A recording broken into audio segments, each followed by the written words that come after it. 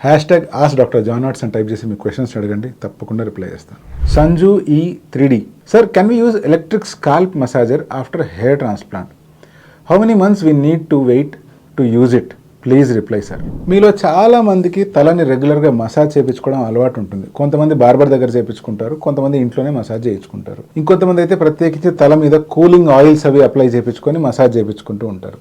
But ఎప్పుడైతే మీరు hair transplant చేయించుకుంటారో అప్పుడు అట్లీస్ట్ 5 to 15 days వరకు ప్రత్యేకమైన జాగ్రత్తలు తీసుకోవాల్సిన అవసరం ఉంటుంది. ఎందుకంటే ట్రాన్స్ప్లాంట్ చేసిన వెంట్రుకల మీద మనం రబ్ చేయడం కానీ, లేకపోతే గోకడం కానీ, లేకపోతే మసాజ్ చేయడం కానీ చేయడం ఏమాత్రం మంచిది కాదు. ఎందుకంటే ఆ గ్రాఫ్ట్స్ అనేటువంటి డిస్లాడ్జ్ అయిపోయే ఛాన్స్ ఉంది. అందుకని 15 days వరకు స్కాల్ప్ మీద ప్రెషర్ కలిగించే పనులు ఏమీ చేయకపోవడమే మంచిది. 15 to 25 days పీరియడ్లో ఇంప్లాంట్ చేసిన గ్రాఫ్ట్లో మోస్ట్ ఆఫ్ ద గ్రాఫ్ట్స్ అనేటువంటివి రాలిపోతూ ఉంటాయి. సో ఈ 25 days దాటిపోయేసరికల్లా చాలా గ్రాఫ్ట్స్ రాలిపోయి ఉంటాయి. కాబట్టి దాని తర్వాత తల మీద రబ్ చేసి వాష్ చేసుకోవడం కానీ, లైట్ రబ్బింగ్ కానీ చేసుకోవచ్చు.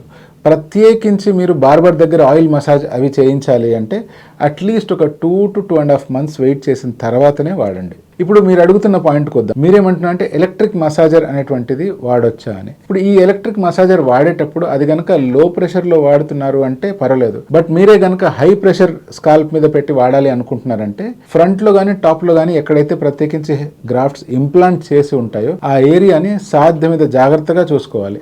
అలా చేస్తేనే నెక్స్ట్ గ్రో అయ్యే గ్రాఫ్ట్లకి ఎటువంటి ఇబ్బంది జరగకుండా ఉంటుంది.